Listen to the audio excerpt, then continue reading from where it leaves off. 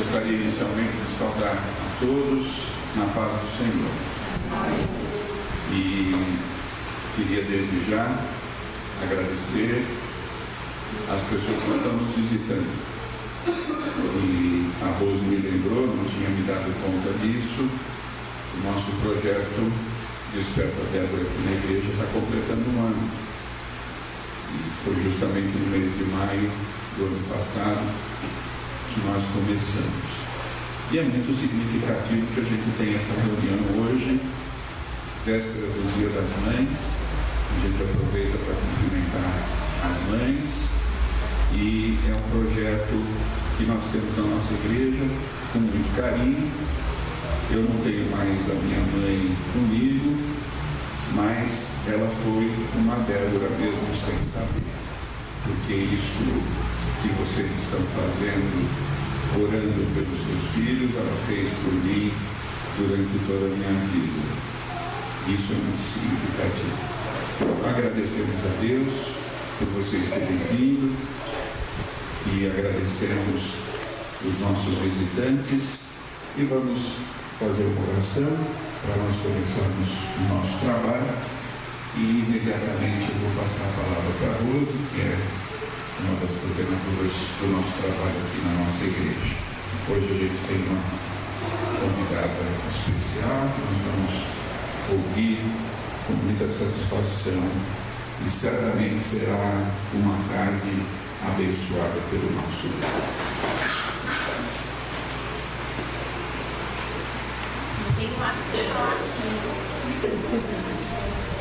Um pouco no microfone.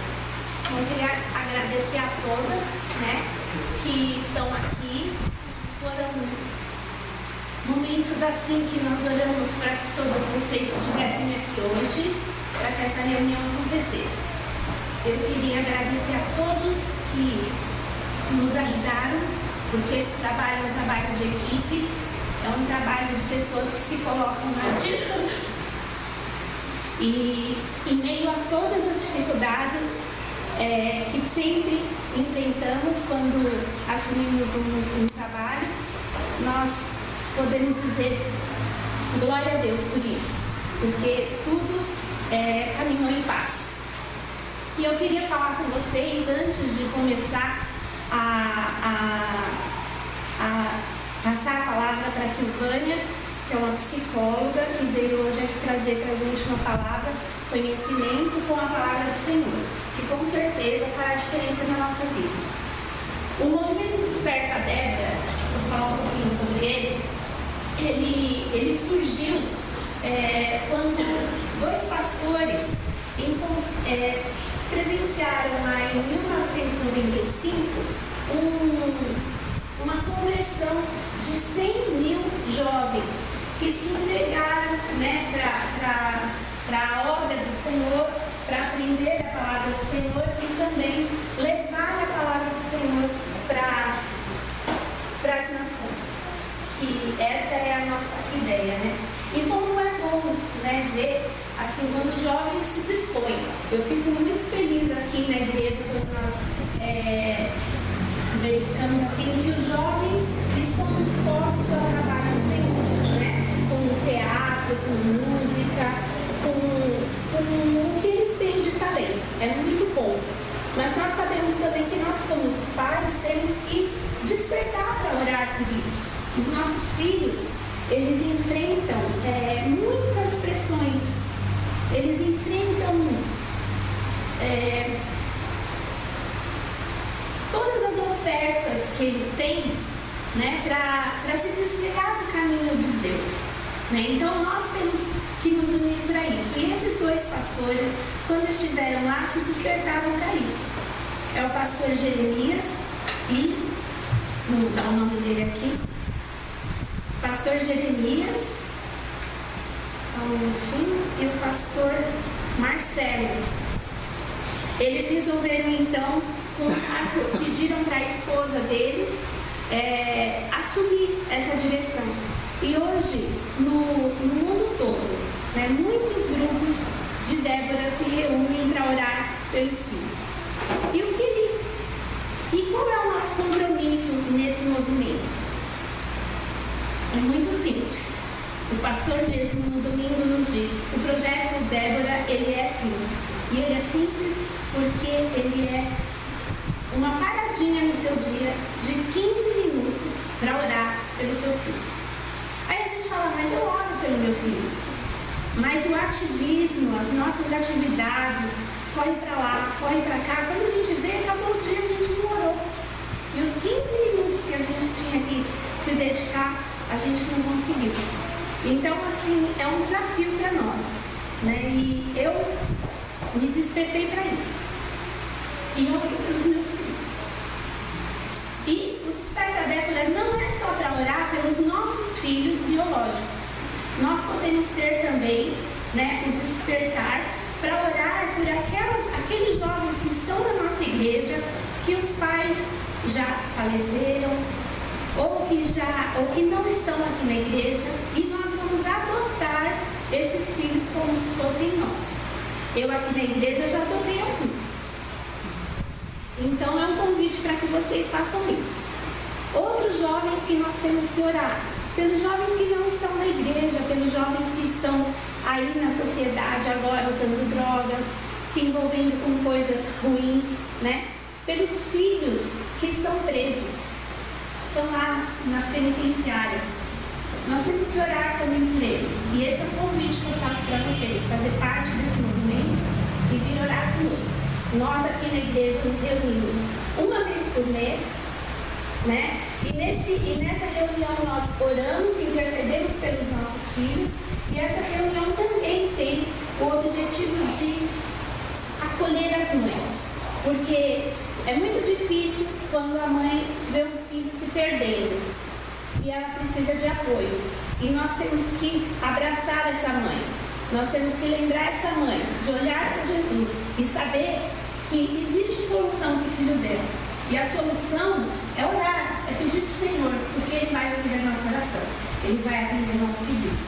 Sabemos que Ele tem um propósito e tudo acontece para o bem daqueles que amam a Deus. E se a gente está passando por luta, a gente aprende nesse momento também. A gente aprende a se entregar para o Senhor e esperar nele a providência que nós esperamos. E isso é fé e é perseverança. E é isso que eu tinha para falar do movimento e do convite. Agora eu vou passar a palavra para a Silvânia, que nós fomos abençoados na comemoração, que nós nem nos atentamos para isso. Na Inocência, me lembrei essa semana, poxa, faz um ano, né? Que nós começamos aqui o movimento Desperta Débora. E fomos abençoados por Deus, porque a Silvânia tinha a disposição de vir aqui no dia 11 de maio. Então, agora eu passo a palavra para você. Quero cumprimentar a igreja com a paz do nosso amado Jesus.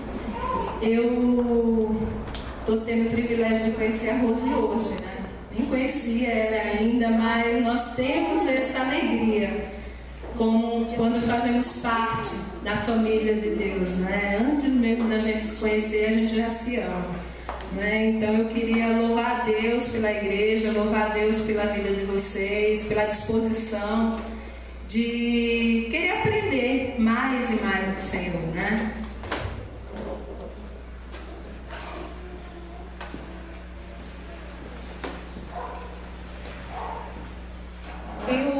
Como psicóloga, a gente acaba conhecendo um pouco mais a fundo, né? E vivendo algumas coisas um pouquinho mais a fundo, porque a gente conversa com pais, com crianças, com adolescentes, e dia a dia a gente vai aprendendo mais e a gente vai entendendo um pouquinho mais, não só da mente da criança, como do adolescente e até mesmo da guerra dos pais, né? Porque a gente hoje, como pais, a gente acaba tendo uma guerra muito grande, porque a gente está vivendo um mundo pós-moderno, um mundo que acaba oferecendo muitas coisas para os nossos filhos, e a gente muitas vezes, como pais, acabamos cedendo a coisas que deveríamos dizer não para os nossos filhos, né?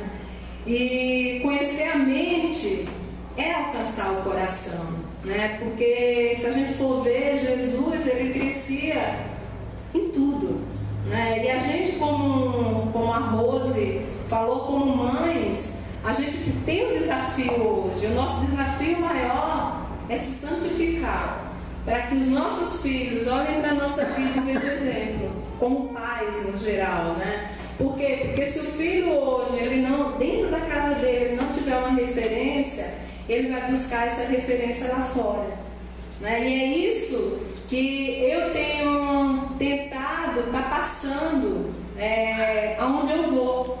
Esse desafio nosso como pais. Porque Jesus, ele nos deixou esse modelo, né? Lá em João 17, eu não sei se vocês lembram, quando Jesus falou, eu me santifico por eles, né? Ele falou isso pelos discípulos. E a gente hoje, seguindo o modelo do nosso mestre, o modelo do nosso amado, a gente também possa querer se santificar pelos nossos filhos, assumir um compromisso, como hoje esse movimento aí do Desperta Débora, que é um movimento forte, um movimento que tem impactado, né, as pessoas a quererem sair e orar pelos filhos.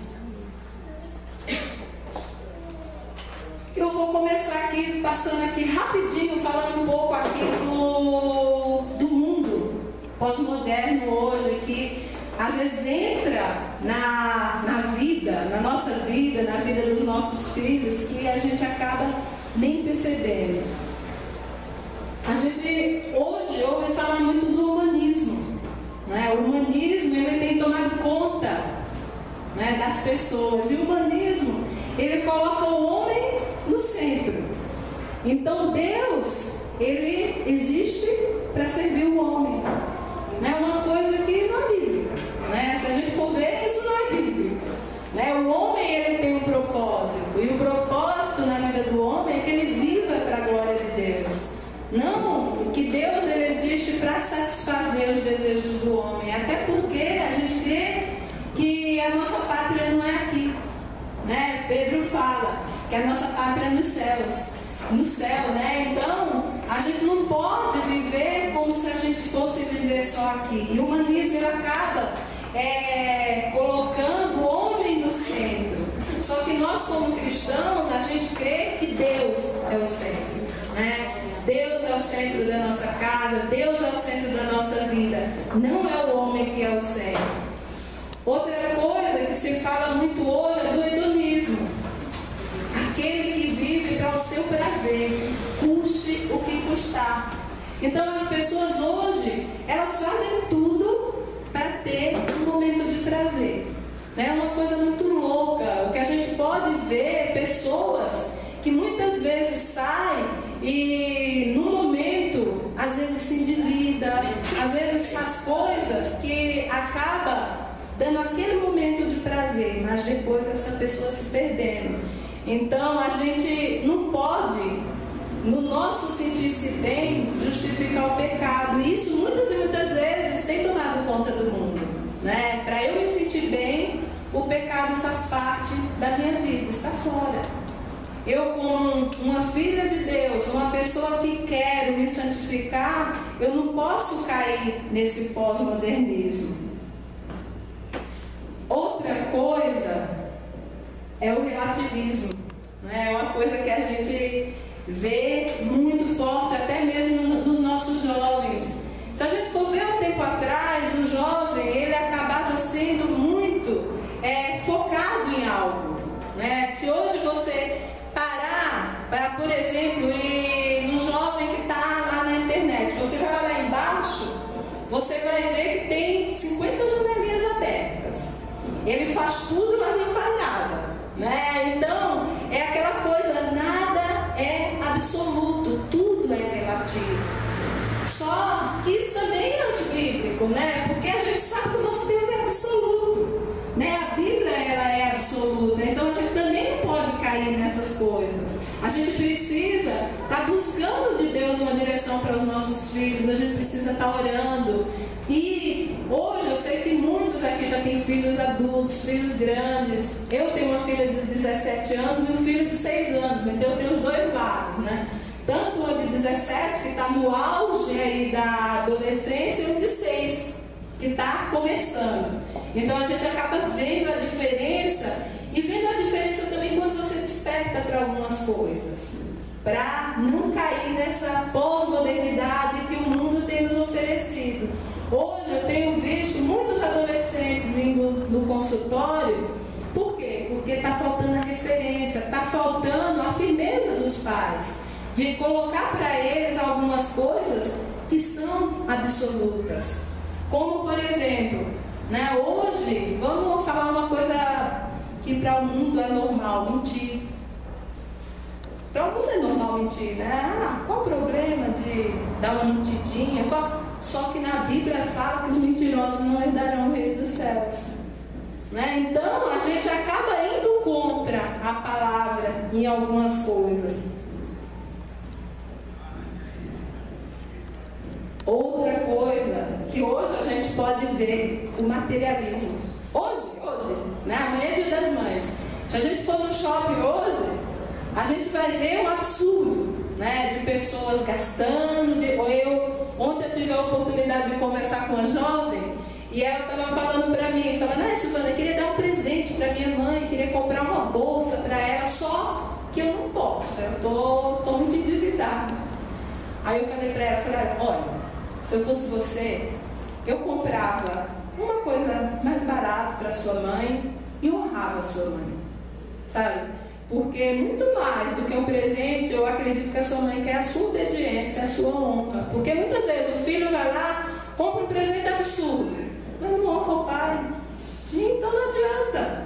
Né? Então são coisas que a gente precisa despertar, porque às vezes sem perceber, a gente acaba permitindo essas coisas na vida do nosso filho. A Bíblia fala que o honrar pai e mãe é um mandamento com promessa, que traz prosperidade, tudo que os nossos filhos fizerem vai dar certo e vida longa.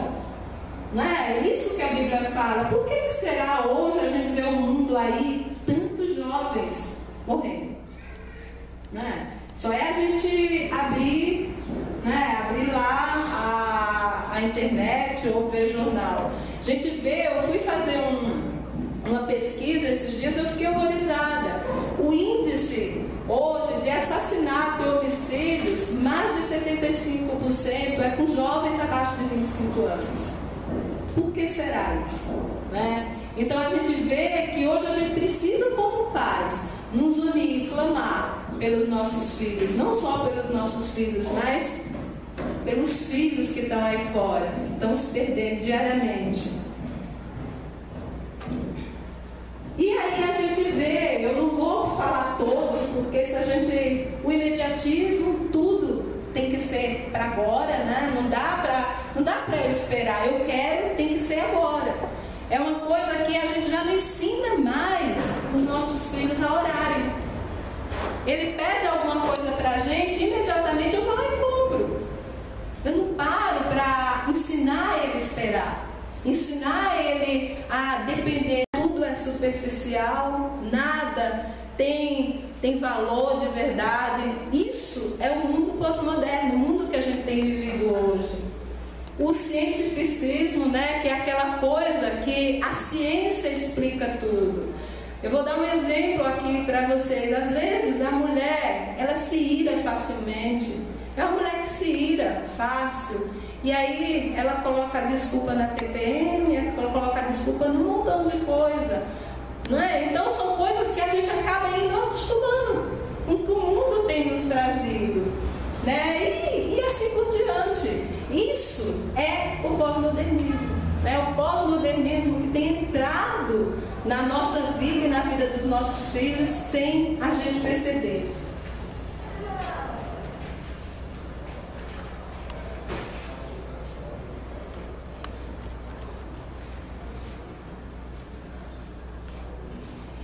Essa frase eu peguei do Evangelista de Criança. Acho que todo mundo que conhece a PEC conhece o Evangelista de Criança, né?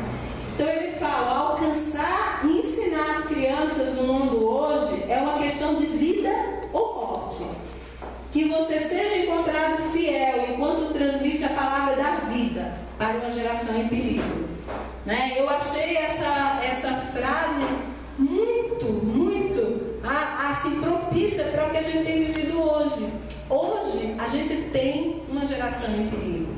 Hoje a gente precisa, como pais, despertar que os nossos filhos estão em perigo, que os nossos netos estão em perigo. Sabe, como será os nossos bisnetos se a gente não despertar hoje?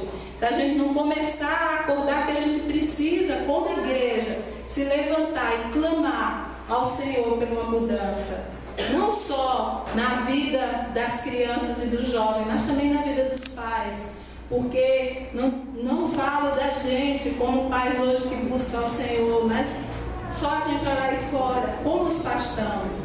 Pais competindo com os filhos, né? Mães competindo com as filhas. A gente tem vivido um mundo de inversão de valores, onde, quando lá em Tito fala que as mulheres mais velhas, elas têm que ser exemplo para as mais jovens, a gente vê que a mulher ela já não quer mais ser exemplo para a mais jovem, porque ela não quer ficar mais velha, ela não quer ficar madura. Então, tudo isso, a gente vai vendo que está passando, está mudando e tem feito uma geração aí sem referência, né? Uma geração que está precisando de referência. Eu atendo um adolescente de 16 anos, filho de cristãos, e esse adolescente, eu falo para ele, mas por que você tem tanto amor por esse grupo? Ele gosta do grupo Rebelde, eu acho que vocês já ouviram falar aqui, né? Do grupo do Brasil, aqui, não é do México. E ele é fã desse grupo, ele faz tudo o que for possível por esse grupo. E aí eu perguntei para ele, numa das sessões, eu falei, mas por que você gosta tanto desse grupo? Ele falou, porque eu encontrei neles algo que eu buscava. Eu falei, mas o quê? Porque eles falam que ser rebelde faz a gente ser livre. Aí eu comecei a puxar para entender o porquê que ele não buscava uma referência no pai, na mãe, perguntando para ele, mas e a sua mãe, o seu pai? Porque o nosso papel na terapia não é a gente dar as respostas, mas é a gente fazer a pessoa pensar. É levar a pessoa a entender que tem algo errado, que está fazendo alguma coisa mal para a vida dela. Por isso que ela está doente, por isso que ela tem pânico, por isso que ela tem depressão. Então eu não posso dar resposta, eu tenho que fazer ela entender. E uma das coisas que eu vi nesse jovem é que ele não tem referência nenhuma de pai e mãe. Nenhuma. E conversando com a mãe dela, eu falei, olha, você precisa de terapia. Porque você precisa ser autoridade para o seu filho. O seu filho, ele precisa, na hora que ele precisar encontrar alguém, encontrar você, encontrar o seu esposo. Por quê? Porque o seu filho ele não está encontrando. E como ele não tem isso, ele tem buscado referência aí fora, e referência forte. Porque esse menino, você não tem noção da rebeldia dele. Não tem noção. Um menino assim, de uma família muito bem estruturada financeiramente, um menino cristão, a família cristã, mas assim, um nível de rebeldia que a gente fica sem entender. Mas o que a gente deixar às vezes de entender que o mundo tem tomado conta dos nossos filhos, sem a gente perceber. Mas o que fazer? Né? Aí eu estava lendo um livro esses dias, essa semana, eu achei muito interessante essa frase também, ó, que o melhor educador não é o que controla, mas o que liberta. Não é o que corrige comportamentos, mas o que ensina a refletir. Hoje, esse mundo ansioso, esse mundo ativista, esse mundo onde a gente corre o tempo todo, a gente não para. A gente não para nada. Quantas e quantas vezes a mulher ela chega em casa, ela nem para dar oi para os filhos, ela já vai fazer comida porque ela tem que fazer tudo, porque no outro dia ela tem que sair. E a criança muitas vezes fica olhando sem entender. Eu falo isso porque eu já vivi isso. Minha filha hoje ela tem 17 anos, mas quando ela era novinha, eu trabalhava numa empresa onde eu trabalhava muito, onde eu viajava muito, onde eu fazia muitas coisas. E eu dava tudo que a minha filha precisava financeiramente. Tudo que ela queria, eu dava, mas eu não dava o que ela precisava. Né? Porque às vezes a gente dá tudo que os nossos filhos querem, mas a gente não dá o que ele precisa. Porque muitas vezes os nossos filhos, ele precisa que você sente com ele, que você converse um pouco, que você pergunte como foi o dia, principalmente no pré-adolescente, adolescente, eles precisam de muita atenção dos pais. Eles precisam que o pai dele, a mãe dele, ele encontre o apoio na hora que ele precisar, porque se ele não encontrar, ele vai buscar lá fora. Pode ter certeza que ele vai. E aí, Jesus, que é o nosso modelo, né? Jesus, ele crescia em sabedoria, estatura, graça com Deus e os homens. Corpo, Jesus crescia, né? Em estatura. Alma, Jesus crescia em sabedoria e graça diante dos homens. Espírito, Jesus crescia em graça diante de Deus. Então a gente tem que entender que os nossos filhos é corpo, alma e espírito. A gente não pode alimentar sua alma, né? Então a gente precisa entender algumas coisas que hoje as nossas crianças têm vivido sem a gente perceber. Os nossos jovens, os nossos adolescentes têm vivido sem a gente perceber. Porque a gente não percebe, é coisa tão normal. É como eu falei no pós-modernidade, é coisa tão normal, tão simples aí fora, que a gente não percebe. Quando a gente vê, a gente está envolvido totalmente. E aí o nosso desafio como mãe, como pai, né, é restauração dos nossos filhos. E a nossa única arma é a oração. Principalmente quando ele já está adolescente, jovem, adulto, porque é pequenininho, a gente ainda pode controlar, né? Mas depois que ele está adolescente, jovem, não tem mais. É só oração e exemplo. Não tem mais muito o que a gente fazer, porque a gente não vai bater, não vai corrigir, não dá mais. E aí, Provérbio 38, abre a tua boca a favor do mudo, pelo direito de todos os que se acham em desolação. Então, hoje, a gente não tem despertado, mas hoje, os nossos jovens, as nossas crianças aí fora, elas vivem um momento de desolação. A gente vê que o mundo ele tem oferecido muitas coisas para os nossos filhos, a própria escola, né? Hoje, se a gente for ver a pedofilia, se a gente for ver hoje a adultização da criança, tantas coisas a gente tem visto hoje que tem despertado, né? Despertado nas nossas crianças um crescimento antes da hora, fazendo coisas que hoje a gente tem visto o resultado. E aí gera os problemas psíquicos, né? Invenção de uma nova infância, identificação com padrões mudando e desrespeito ao tempo que a criança vive. Então a criança, muitas vezes, a criança com 4 anos, a criança, ela já está com uma atitude de uma criança de 10, 12. Então o que a gente está fazendo? A gente está desrespeitando essa criança. A gente não está respeitando o tempo que o próprio Deus estipulou, porque a Bíblia fala lá em Eclesiastes 3, tudo tem o seu tempo.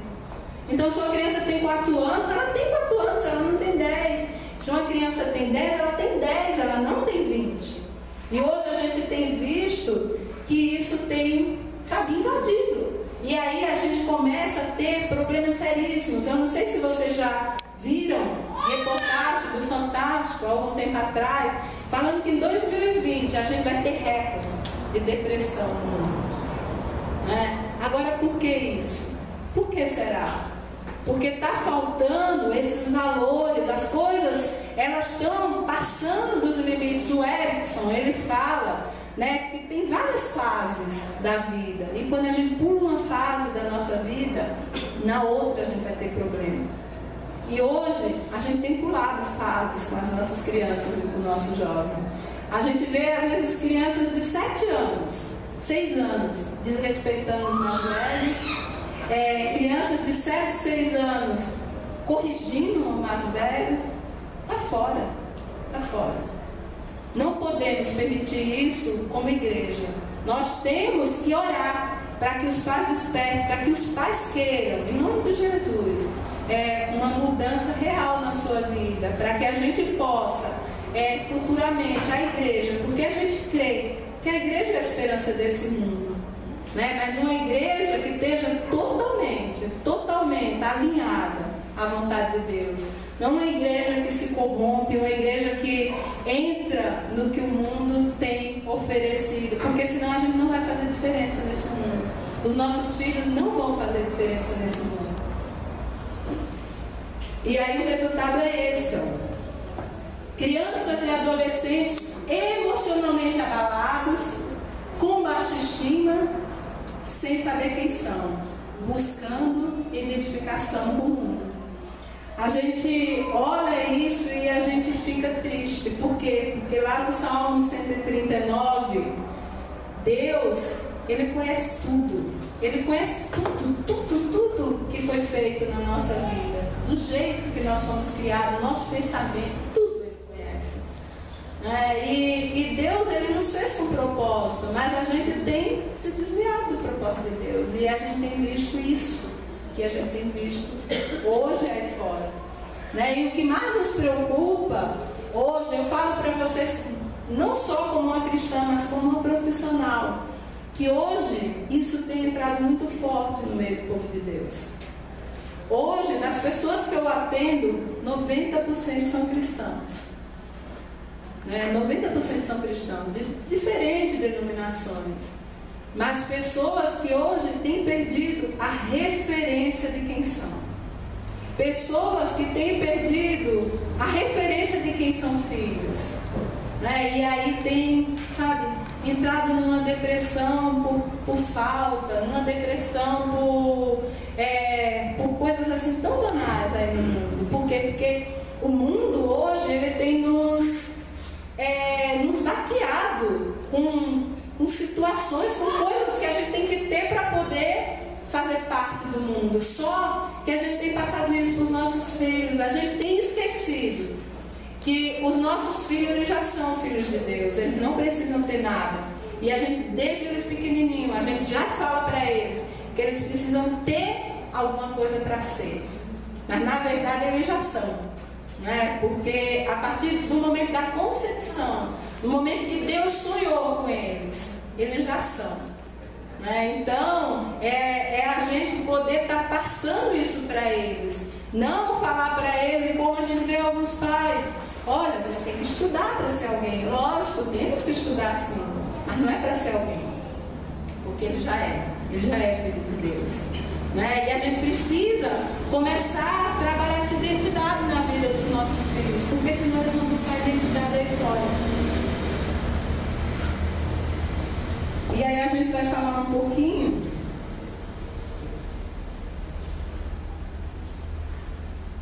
a psicologia, na verdade, ela trabalha com a alma.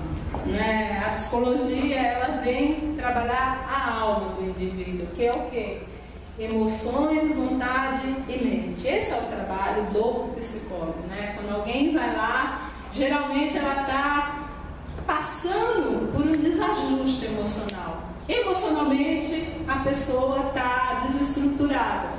E eu sempre, quando eu vou fazer um curso, na época da faculdade, eu sempre quis vir na Bíblia e olhar, fazer algumas comparações, porque acima do Freud, acima do Jung, acima do Carl Roger, acima de todos esses homens está Deus. E eu, como cristã, eu tenho que crer nisso, que acima de todos eles está o Senhor. E eu, como psicóloga, eu também penso que eu não posso fazer nada. Quem sou eu para fazer alguma coisa por alguém? Para alguém chegar lá desestruturado emocionalmente, eu poder fazer alguma coisa. O que eu posso fazer é fazer a pessoa entender o motivo e crer que Deus vai fazer na vida dela. Porque a gente não dá remédio, a gente não faz nada. A gente ouve a pessoa e a gente leva ela a entender e a ver o que está provocando a patologia que a pessoa chega no consultório. Então, o que é a emoção?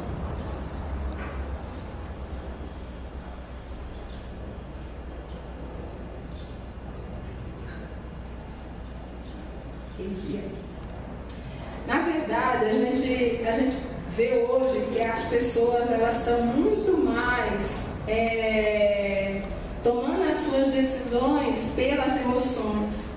E esse é o nosso problema hoje, tomar decisões baseadas em emoções. A gente pode pegar um exemplo assim básico. Você vai no shopping, você não tem o dinheiro naquela hora e você lembra lá que o seu filho queria muito algo, ou seu esposo, ou alguém, queria muito algo. E só que você não tem o dinheiro, mas a tua emoção ali, ela está tomando conta de você, né? E aí o que é que você faz? Muitas vezes você vai lá e compra uma coisa que você não pode, parcela, e muitas vezes você não pode nem pagar, mas você compra, porque ali você acabou sendo totalmente dominado pela tua emoção, né? A vontade, ela acabou sendo dominada pela a emoção naquela hora, que de repente foi um sentimento que você lembrou que você não podia dizer não para o seu filho, ou você lembrou quando você era criança, você queria muito aquilo e você não quer agora que o seu filho fique sem. Então, assim, são coisas que acabam nos dominando sem a gente perceber. Só que nós, principalmente como cristãos, nós temos que ter uma mente controlada por quem? Pelo Espírito Santo, né? A gente não pode ter uma mente controlada por emoção. A nossa mente, ela precisa estar controlada pelo Espírito Santo, né? Por mais que a gente tenha o nosso intelecto, a nossa inteligência, tudo que a gente tenha, porque a gente sabe que tudo vem de Deus, mas quem tem que controlar é Ele, não são as nossas emoções. Não é aquela hora eu ver alguma coisa eu simplesmente ir fazer, né? Então a emoção é isso, é aqueles impulsos que vêm, né, e faz você tomar atitudes, como por exemplo a raiva, né? Quantas vezes a gente fica com raiva por nada, né? Quantas vezes alguém chega para falar alguma coisa com a gente, né? Na psicologia a gente usa muito uma palavra chamada inferir, que é o quê? É eu não sei, de repente alguém vem falar comigo, mas eu já estou emocionalmente abalado. Então quando essa pessoa vem, eu já começo a imaginar tudo que ela está pensando, né? Eu já começo a imaginar tudo. E em cima disso eu tomo uma decisão. Então eu acabei inferindo em uma coisa que não é real. Por quê? Porque só é real o que eu estou vendo, o que realmente eu perguntar se é ou não. Ou então a projeção de sentimentos. Quantas vezes a gente projeta sentimentos nossos no outro? Aquele dia que você acorda mal, você acorda chateado, você acha todo mundo feio. Você já percebeu? Né? Você acaba olhando para a pessoa e você acha ela feia, você acha ela chata.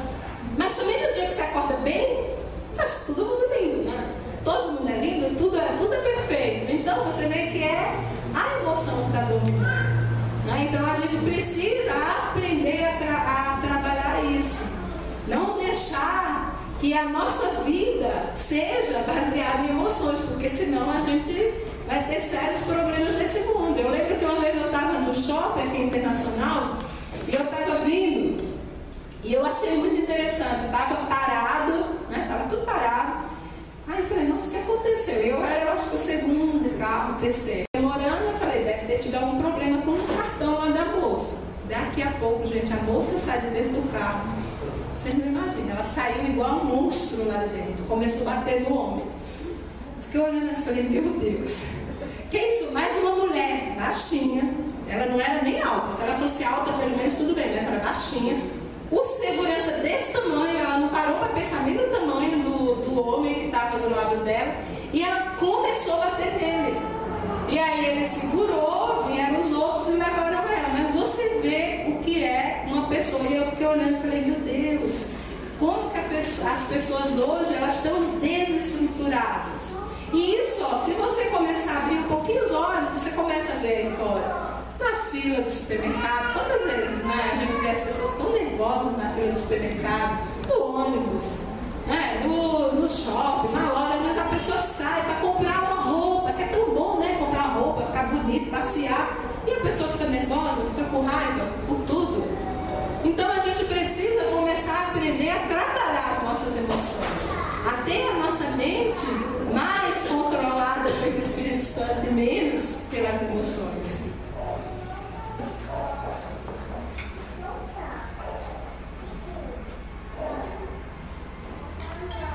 Travou.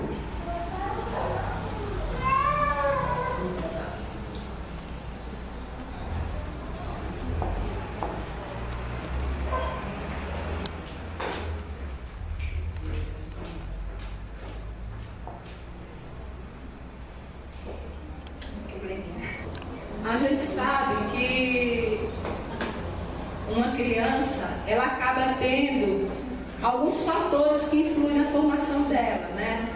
A hereditariedade, né? Que são as características físicas, né? Da família, tudo. O ambiente que a criança é criada e as decisões e escolhas dela futuramente, né? Isso aí é o que vai formar um adulto, um jovem. E hoje é sempre passado que o ambiente que forma a pessoa, né? Aonde ela está, ali ela vai ser formada. Só que nós, como pais, a gente precisa ensinar os nossos filhos que são as decisões dele que vai fazer dele futuramente um adulto que vai fazer diferença nesse mundo. Porque ninguém vai poder tomar decisões por ele. Ninguém vai poder. Ele, enquanto está lá com o papai e com a mamãe, vai estar tudo ótimo, mas vai ter uma hora que ele vai ter que ir lá fora e ele vai ter que tomar as decisões. Por isso que a gente precisa ensinar os nossos filhos desde pequenininho a tomar as decisões corretas. E aí a gente vai falar aí desses sentimentos para a gente poder ajudar os nossos filhos.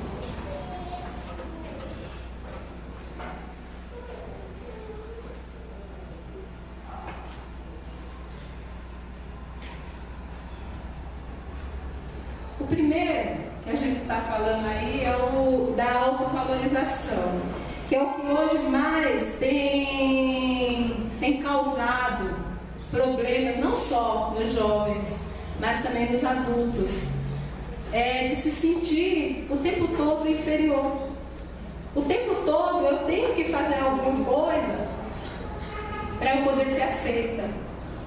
Para eu ser aceita num grupo, para eu ser aceita às vezes até no meio da igreja, eu preciso fazer alguma coisa.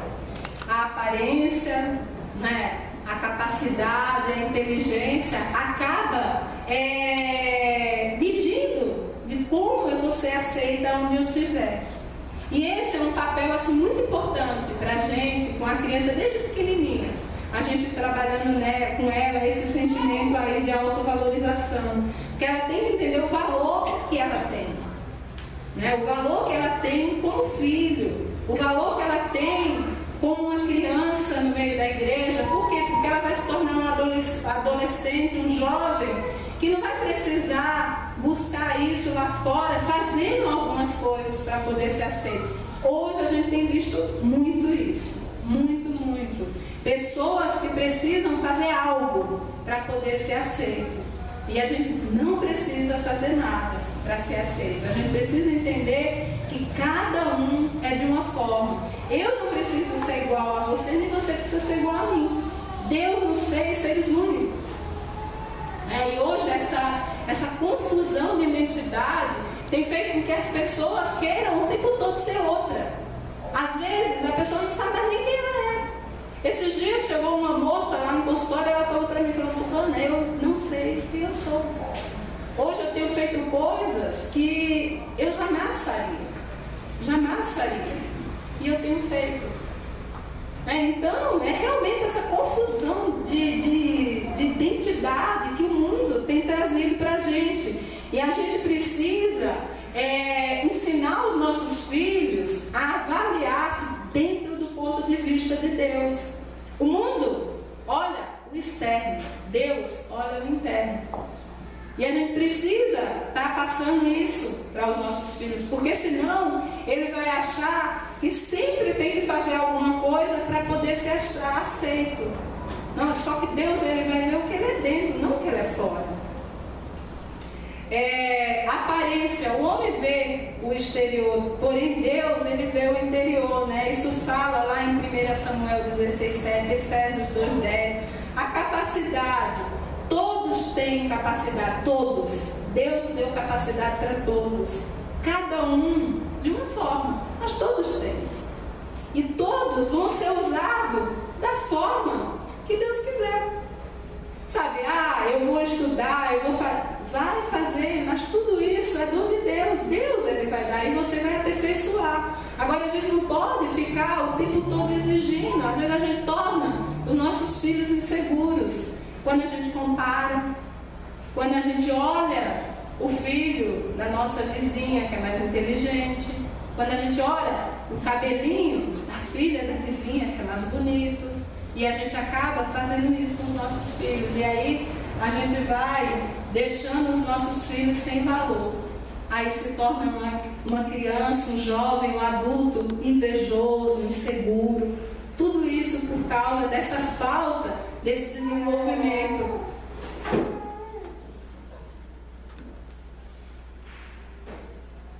E aí a gente precisa desenvolver o sentimento. Como? Mostrar para a criança que Deus a ama, independente de como ela é. Ajudar a criança a aceitar a sua própria aparência, independente de como ela seja. Não comparar. Demonstrar amor e cuidado, também pelo tempo passado por ela. Né? Porque às vezes a gente acha que demonstrar amor é só dar alguma coisa, mas às vezes a criança ela quer tempo. Sabe, às vezes ela quer uma jantinha fresquinha, que não seja lá um miojo com salsicha, né? Porque hoje é moda, né? Hoje as crianças amam miojo, mas é porque já não se faz mais aquela comidinha gostosa, né? Então, é o tempo todo miojo com salsicha, então, sabe? Ou então leva para comer fora, mas a criança vai se sentir amada, se ou o filho, o jovem, adulto, não sei, sabe? De ver que você está gastando tempo com ele. E você está se dedicando por ele. Você não está comprando algo para ele. Você está dando da sua vida. Por quê? Porque tempo é vida, né? E quando a gente dedica tempo para alguém, a gente dedica vida para alguém. Aprovação quando fizer coisas boas. E também pela disciplina. Né? Não ser pais permissivos. Porque às vezes a gente acha que ser permissivo vai fazer com que a criança nos ame mais. Pelo contrário. A criança ela vai nos amar se a gente disciplinar, se a gente mostrar para ela que tem alguém ali que é maior que ela, né? Porque a criança ela olha para o papai e para a mamãe, ela vê ela grandão, né? Mas de repente o papai e a mamãe agem igualzinho a ela. É a confusão que vai dar na cabeça da criança, né? Então a gente precisa entender essas coisas. A criança ela precisa ver que papai e mamãe são autoridades para ela. Porque se ela não vê isso, ela vai crescer sem referência de autoridade. O sentimento de autossegurança é a capacidade de você cumprir aquilo que você pode fazer. Sabe, aquela coisa de, por exemplo, vamos pensar na lição de casa que a criança tem, a atividade que ele faz em casa. Você não ir fazer para ele, mas você mostrar para ele que ele pode. Ajudá-lo. Por quê? Porque ele vai desenvolvendo isso. Ele não vai ser uma pessoa que vai crescer sempre achando que não sabe fazer nada, que não pode, que isso, que aquilo, né? Como a gente vê alguns adultos, né? Extremamente inseguros. Então a gente precisa trabalhar isso na criança desde pequenininha. Uma das coisas que a gente vê muito hoje com as crianças, principalmente 6 aninhos, 5 aninhos, é o medo. Já viu que a criança nessa fase ela acaba tendo muito medo das coisas? É medo do escuro, é medo disso, é medo... Esse medo é normal. É um medo normal. Só que o pai e a mãe, ele precisa trabalhar com eles isso. Mostrar, né? Que medo é esse que não existe lá? É aquele bicho-papão que está no escuro. Não simplesmente fazer ele sozinho, gritar. Por quê? Porque a criança cresce insegura, com medo mesmo. E pode futuramente vir a desenvolver um pânico, né? Como a gente tem visto hoje, muita gente desenvolvendo aí a síndrome do pânico.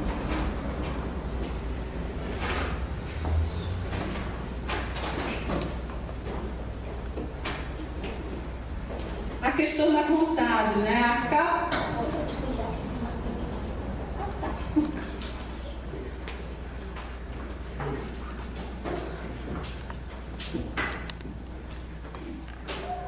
A questão da vontade, né? A capacidade de tomar decisões, as decisões corretas, né? Não sair tomando decisões de qualquer jeito. Isso a gente precisa desenvolver desde cedo com os nossos filhos. Às vezes os pais, eles acabam tomando todas as decisões pelos filhos, ou então não deixando de tomar decisão nenhuma, né? Ou vai de um lado ou vai do outro. O ideal é a gente trabalhar a criança criança, como a gente já falou anteriormente, a fazer tudo no tempo certo. Por exemplo, uma criança de 4 anos, ela quer escolher a roupa dela. Não, uma criança de 4 anos ir lá no guarda-roupa e escolher a roupa dela. Mas a mamãe pode escolher 3 roupinhas, deixar as 3 roupinhas e falar: olha filha, escolhe uma dessas. Você está desenvolvendo nela a capacidade de tomar decisão sem deixar ela fazer o que ela quer na hora errada. Por quê? Porque se você faz isso, você vai trabalhar ela a quando ela crescer, ela tomar as decisões corretas. Eu tive uma experiência um dia lá com a igreja. Tinha uma menininha que estava com um sapato que dava 3 pés dela. E aí eu olhei, achei estranho e perguntei para ela: mas por que ela está com esse sapato? Ah, porque ela quis. A menininha tinha 3 anos. E aí você olha assim para a mãe e fala: meu Deus. Então, assim, são essas coisas que a gente hoje acaba fazendo sem perceber. Porque uma criança de 3 anos tem como sair para um lugar com um sapato 3 vezes o tamanho do pé dela porque ela quis? Não tem, não dá. A gente precisa falar: olha filha, não dá, esse sapato não dá no seu pé. Você está vendo? Tá bom, você pode ir com esse, pode ir com esse. Às vezes a criança quer sair, quer levar aquele brinquedo mais caro. Não, tudo bem, o brinquedo é caro, é para brincar, mas a gente tem que ensinar ela a zelar pelo brinquedo. Então eu falo: filho, ó, você pode levar esse ou esse. Esse você não pode levar agora. Então isso a gente está desenvolvendo na criança a capacidade de tomar decisões corretas. Não sair tomando decisão baseada em emoção, como a gente já falou.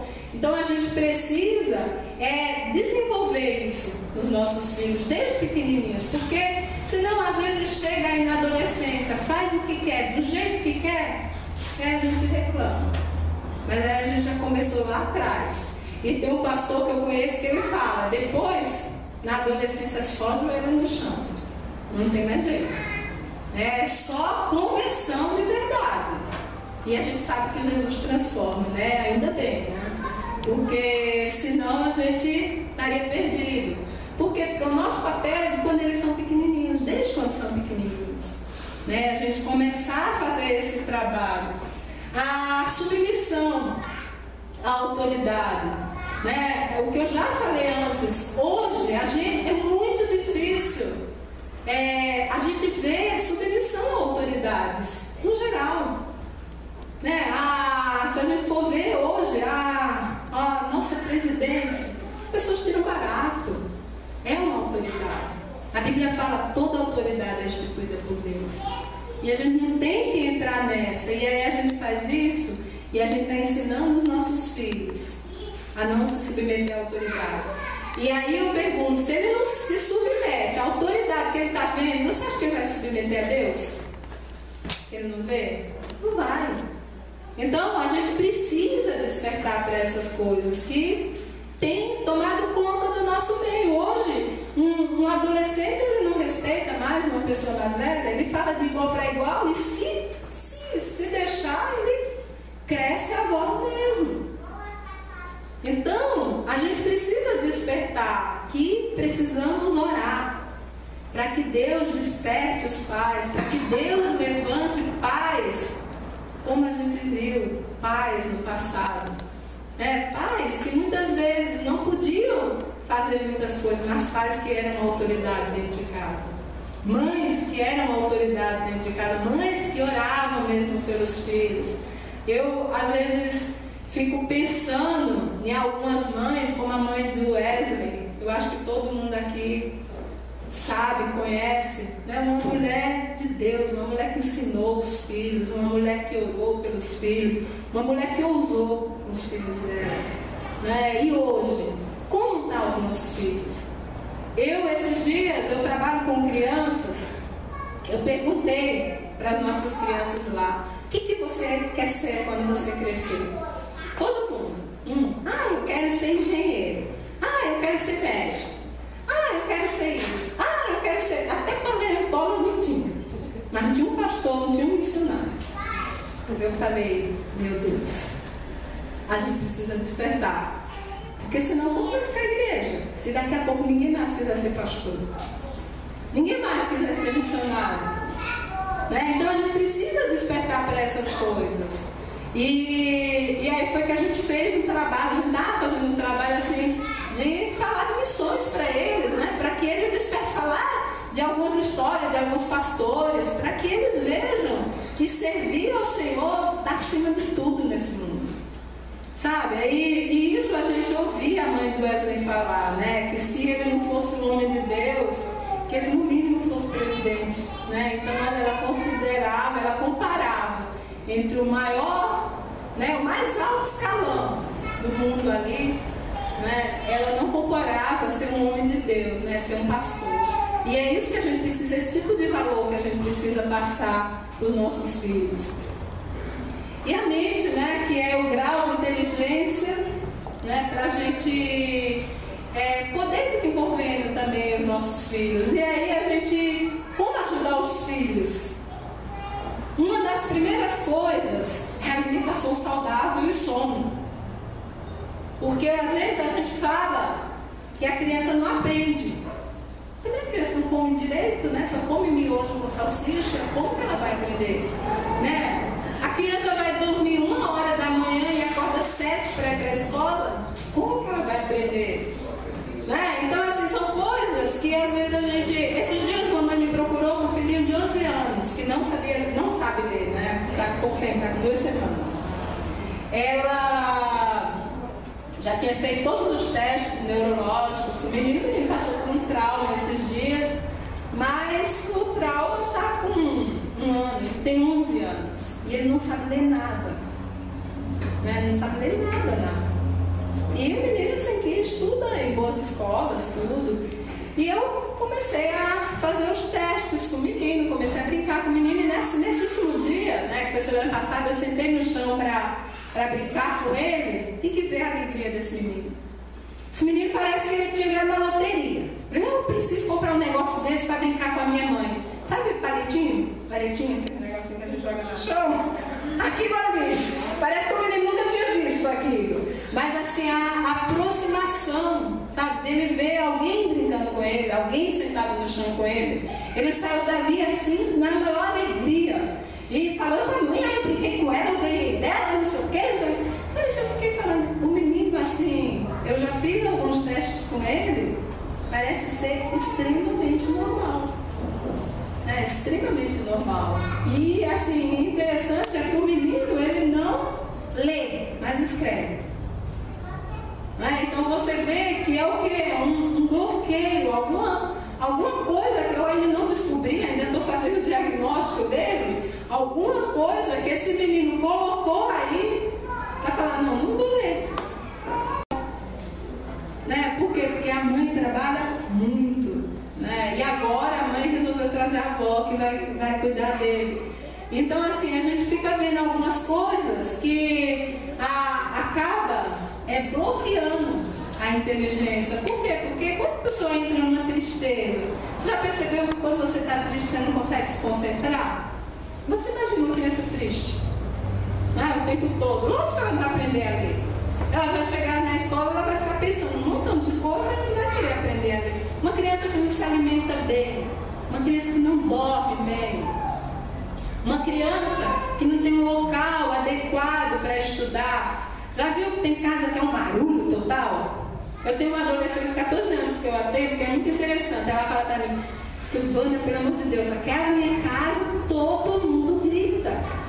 Né? Ela fala que na casa dela todo mundo grita. E ela, o que ela fez? Ela se fechou. Ela não fala com ninguém dentro de casa. Não fala com ninguém. Por quê? Porque é muita, sabe? E aí o pai exige dela que tire boas notas. Ela estuda na melhor escola aqui de Guarulhos. Mas a gente exige, mas não dá a condição. Né? Então, assim, hoje está tendo assim, uma discrepância de um lado e do outro que a gente não consegue entender o que está acontecendo. Às vezes a criança quer uma coisa simples. Às vezes a criança quer sentar no chão e brincar. Aí o pai vai e compra um videogame de R$3.000.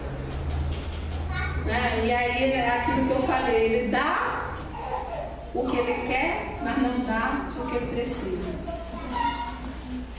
A criança, ela se sente muito valorizada, sabe, com cuidado da roupa. É uma coisa que, às vezes, a mãe, ela não tem noção. Mas, por exemplo, uma criança que usa uniforme, a mãe manda sem uniforme. Você pode pensar, qual o problema? Só que criança, ela é narcisa. Criança, ela é mal. Sabe? A tendência da criança, ela é assim. Então, tudo é para ela. E se ela tiver que expor o coleguinha, ela expõe mesmo. Sabe? Se a coleguinha está com o cabelo assanhado, ela vai rir mesmo da coleguinha. Se a coleguinha está com a blusinha furada, ela vai rir mesmo. E isso é o que acontece? A criança vai se fechando sem a gente perceber. E quando a gente percebe, essa criança está fechada, essa criança está tímida, essa criança está insegura com tudo, chorando à toa por falta de cuidados. E isso tudo atrapalha no desenvolvimento da inteligência. Né? E a inteligência é a sabedoria. Né? A gente sabe que inteligência é diferente de sabedoria, porque a sabedoria só Deus dá. Né? O homem não tem como desenvolver a sabedoria, porque só Deus. Né? E a gente fala que Salomão, né? O homem mais sábio aí que a Bíblia nos relata, ele podia pedir tudo para Deus, mas ele pediu sabedoria, porque um homem sábio, ele com certeza, ele vai ter uma vida próspera. O que é ter uma vida próspera? É ter uma vida com muito dinheiro? É ter uma vida com muitas coisas? Prosperidade é ter uma vida desembaraçada. É você ter uma vida desembaraçada. É você poder chegar na sua casa e você fazer tudo com desembaraço. Né? Hoje a gente olha, parece que isso é impossível, né? Porque o mundo ele já acabou colocando na nossa cabeça que isso não existe.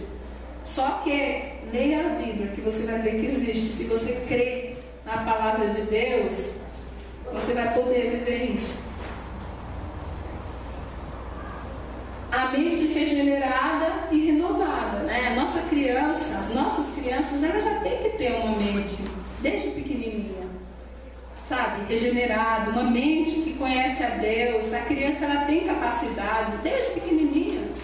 A gente fez um trabalho algum tempo atrás com crianças, várias crianças, e eu contei uma história para elas. E criança de 10, 12, tinha um bem pequenininho que era irmão, devia ter uns 3 anos, que era irmão de um deles que não quis ficar na salinha. E no final a gente foi fazer o apelo. O único que levantou a mão foi ele. Pequenininho, tinha 3 para 4 anos. E eu olhei, até eu me assustei, né? E aí eu fui lá para conversar com essa criança. Ela tinha entendido mesmo que ela era pecadora e que precisava que o coração ficasse limpinho para ela poder morar no céu. Sabe aquela história que a gente conta do livro Sem Palavras? Né? Contando, ele reconheceu. Falou, não, eu preciso que Jesus limpe meu coração, porque eu quero morar no céu. 3 para 4 anos. Não sei assim exatamente a idade dele. Eu devia ter uns 3 anos, era muito pequenininho. Então, a criança, ela tem como a gente trabalhar desde pequenininha, para que a gente possa vir a ter aí um adolescente que faça diferença nesse mundo, que não se corrompa. E aí, a gente trabalhando tudo isso, a gente vai ter uma personalidade madura. O que é uma personalidade madura, né? Às vezes a gente fala, mas como desenvolver uma personalidade madura se às vezes nem um adulto tem uma personalidade madura, né? Às vezes até um adulto acaba tendo coisas que não é de uma personalidade madura. Mas a marca da personalidade madura, a primeira coisa, é realista quanto à sua própria pessoa, aceitando-se da forma que é. Sabe, agora aceitar-se da forma que é, não é aquela coisa de, tadinho de mim, só assim você. Não é isso. Não é isso. Não é um sentimento de, sabe, de rejeição. Não é isso. Aceitar-me da forma que eu sou é eu saber que eu sou filha de Deus, independente de como eu seja. Independente de como eu seja, eu sou filha. Sabe? E Deus, Ele é poderoso para fazer e me levar onde Ele quiser. E eu preciso saber disso, porque se eu não souber, eu vou perder meu tempo querendo ser igual ao outro. Igual ao outro eu nunca vou ser. Quanta gente aí gasta fortunas para ficar igual uma modelo que vê na televisão? Né? Quanta gente gasta fortunas para colocar, sei lá, um silicone, colocar, não tem nada contra, pode colocar, desde que seja para melhorar, não para ser igual ao outro. Porque Deus nos fez únicos. Né? A gente olha para a nossa mão, os dedos são totalmente diferentes, assim somos nós. Deus sonhou com cada um de nós como seres únicos. E se a gente não souber disso, a gente fica o tempo todo querendo ser o outro. O tempo todo querendo fazer o que o outro faz, achando que a gente tem que ter ou fazer algo para ser alguém, sendo que já somos. E amar o próximo como a si mesmo. Né? Não tem como eu amar o próximo se eu não sei quem eu sou. Não tem como eu dar algo que eu não tenho. Não tem como. E a gente precisa passar isso para os nossos filhos. A gente precisa dar para eles amor. A gente precisa mostrar que são aceitos. A gente precisa mostrar para eles a segurança em Deus, a dependência do Pai. Por quê? Porque aí ele vai ter capacidade de amar. Ele vai ter capacidade de chegar nesse mundo e fazer diferença. Ele não vai chegar nesse mundo de cabeça baixa, como a gente tem visto a igreja, andando de cabeça baixa. A igreja sendo envergonhada aí fora. Não vai. Por quê? Porque somos filhos de Deus. Teve um sacrifício muito grande pelas nossas vidas. E a gente, andando nesse mundo, querendo se igualar com o que esse mundo tem nos oferecido, de jeito nenhum, não podemos passar isso para os nossos filhos. E alcançar o coração é alimentar e respeitar o tempo, a idade, o momento de cada um. Proporcionar um ambiente de confiança, amor, fé, muita paciência, humildade e sujeição às autoridades. Né? Isso faz com que a gente alcance. Quem não quer estar perto de alguém que admira? Né? Quem não quer estar perto? Você olha alguém que você admira, você fala, puxa vida, eu queria estar junto com essa pessoa. Puxa vida, eu queria ser igual a essa pessoa. Mas isso a gente tem que ter dentro da nossa casa com os nossos filhos. Mas para a gente passar isso para os nossos filhos, a gente tem que saber quem somos. Né? Quem somos? E é uma coisa que quando a pessoa vai, às vezes, procurar uma terapia, que às vezes a pessoa se perdeu, às vezes a pessoa entrou assim, num desequilíbrio emocional, a pessoa ela esquece quem ela é. Ela se perde. E o trabalho nosso maior é fazer com que ela enxergue de volta quem ela é. Então que ela tem recurso, ela tem capacidade de vencer aquela tristeza que está fazendo ela ficar o tempo todo na cama. Ela tem capacidade de vencer aquela ansiedade que não está deixando ela ir trabalhar. Vencer aquele medo, sabe? Porque o pânico é um medo exacerbado, é um medo que a pessoa não consegue fazer nada. E o nosso trabalho é mostrar para ela, olha, você tem recurso aí dentro para você vencer isso. Porque nós temos esse recurso. Como alcançar as crianças, adolescentes e jovens? Eles precisam de referências. Pais, professores, pastores.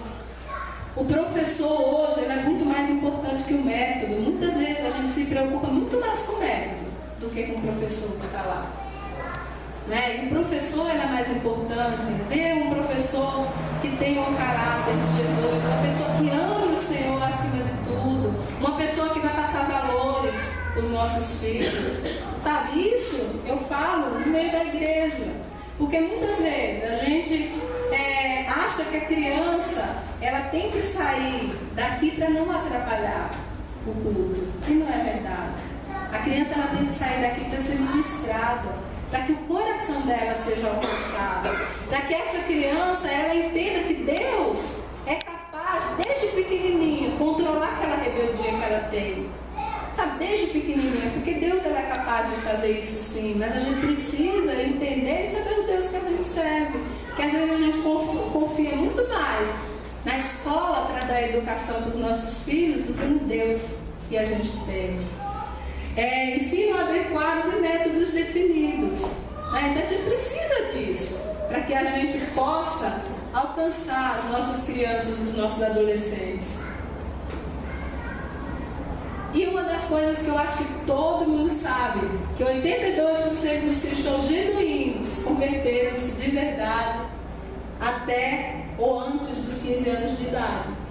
É uma coisa que é real. Olha aí os grandes homens de Deus. Eu acho que o pastor aí, ele deve lembrar de alguns, né? A PEC acaba trazendo muitos exemplos de grandes missionários que tivemos, que às vezes tiveram uma conversão. Eu fui no simpósio no começo do ano, que eu fiquei assim, impactada com o testemunho daqueles homens, que muitos deles se converteram com 4, 5 anos de idade.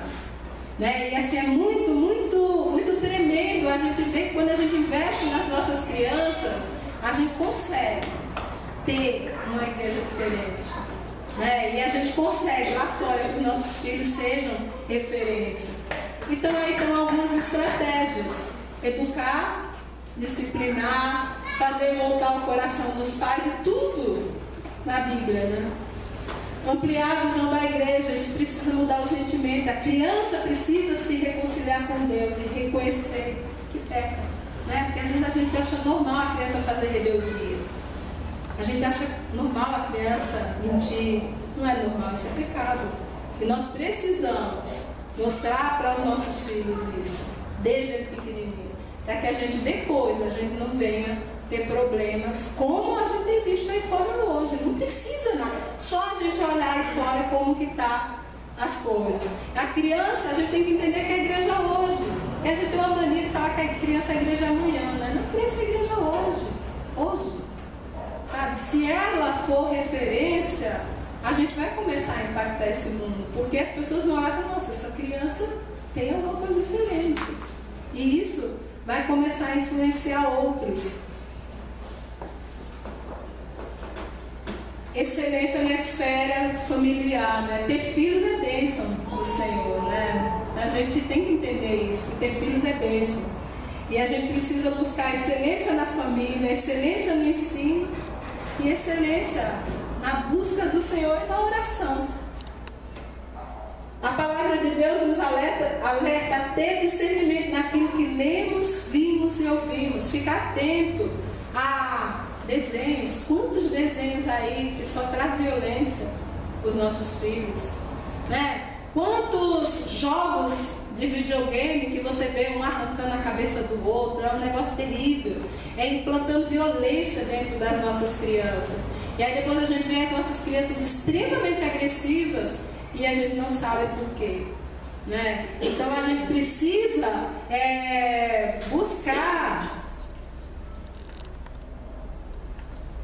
buscar em Deus, discernimento naquilo que Deus mostra pra gente. Porque a gente, como pai, a gente sabe. Às vezes uma criancinha pequenininha está vendo um desenho lá que você vê um monte de violência, um monte de coisa que você sabe que aquilo não vai agregar em nada para o seu filho. Você vai deixar ver? Claro que não. Então a gente tem um desafio hoje, um desafio muito grande, como pais, como mães.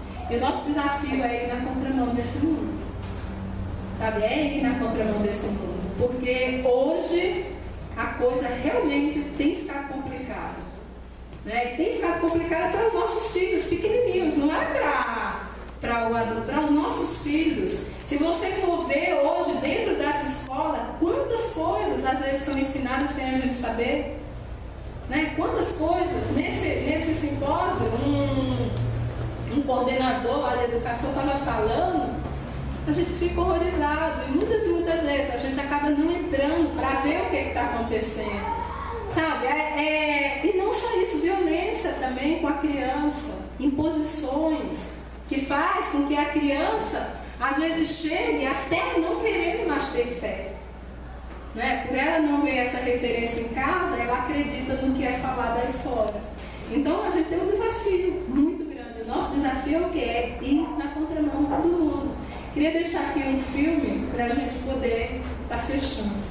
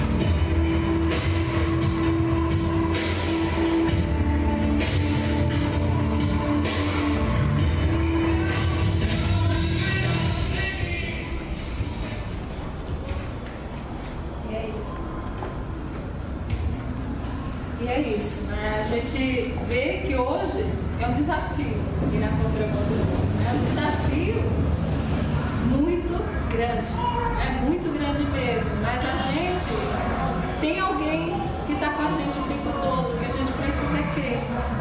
E hoje a gente vê mulheres que têm se despertado aí para orar pelos seus filhos. A gente tem visto movimentos de mulheres aí querendo lutar. Eu estava lembrando de Jairo e eu fiquei pensando em algumas mães que às vezes chegam até para mim, até lá no consultório, falando da dificuldade com o filho, e às vezes dificuldades com filhos que até aparentemente já perdeu, filhos que estão presos, filhos que estão nas drogas, filhos que estão na prostituição, filhos que saíram de casa em rebeldia, né? A gente tem vivido isso hoje, isso dentro da igreja.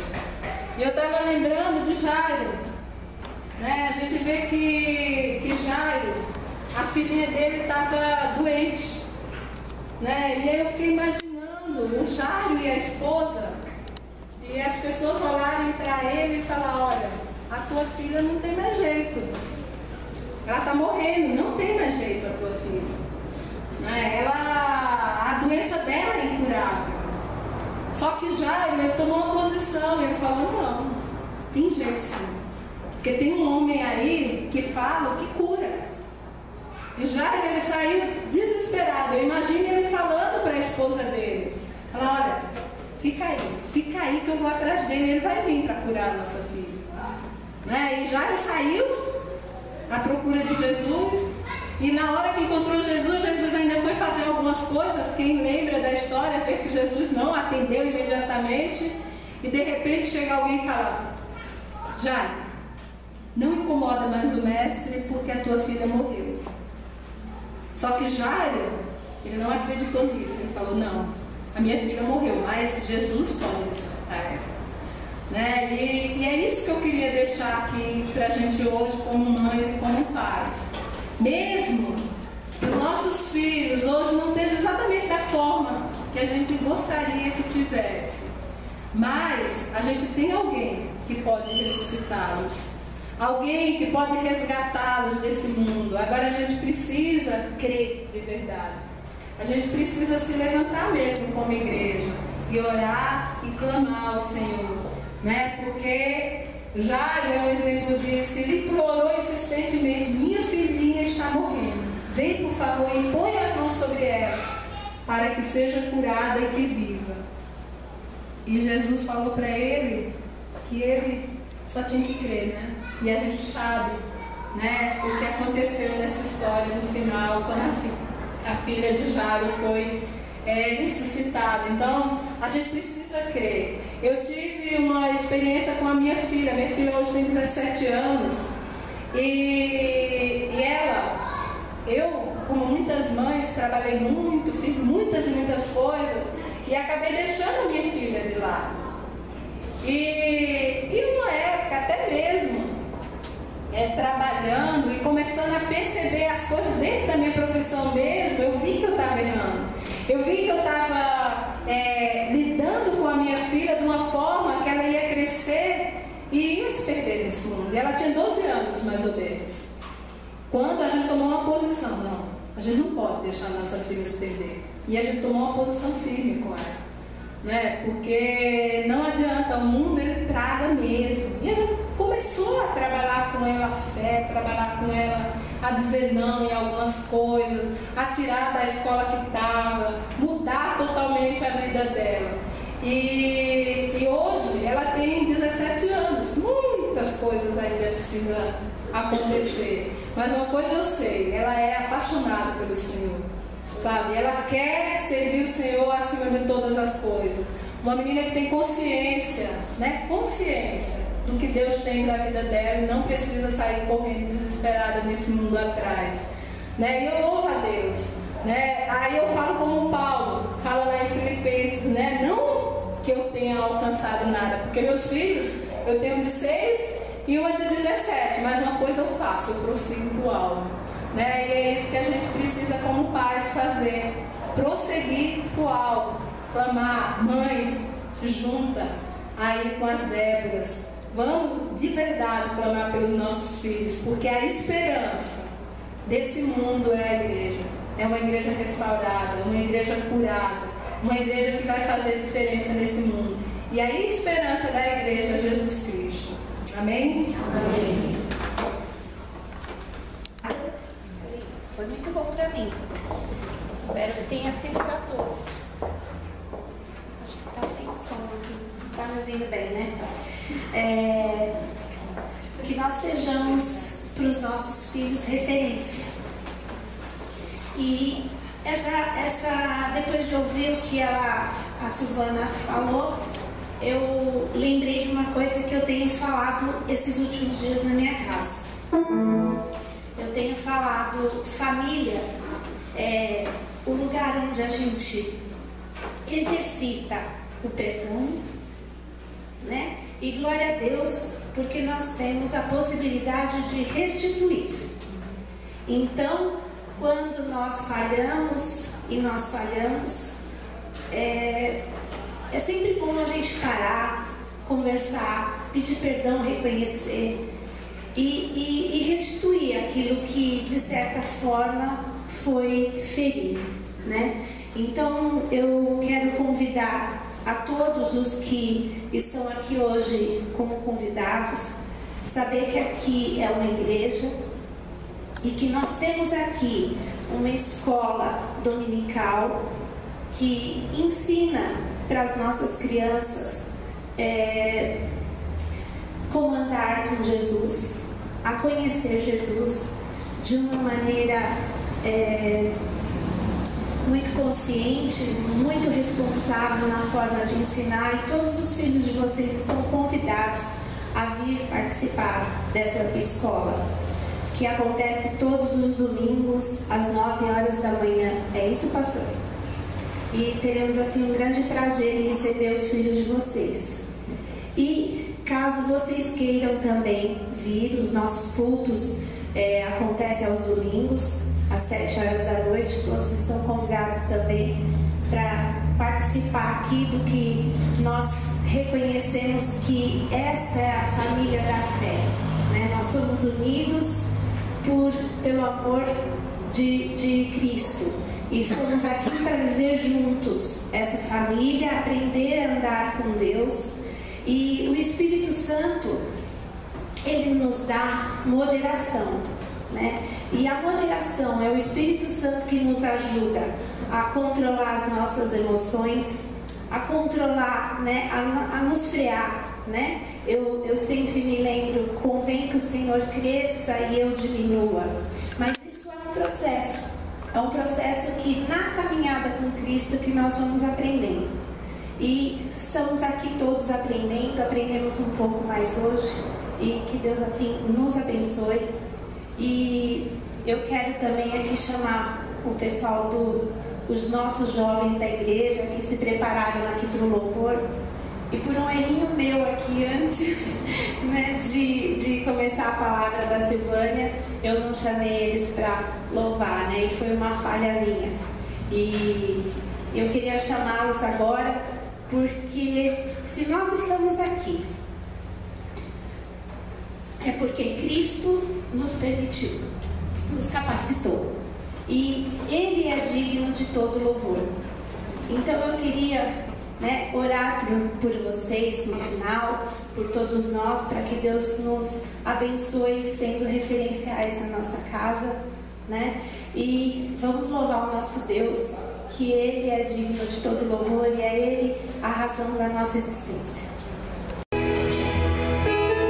Yeah.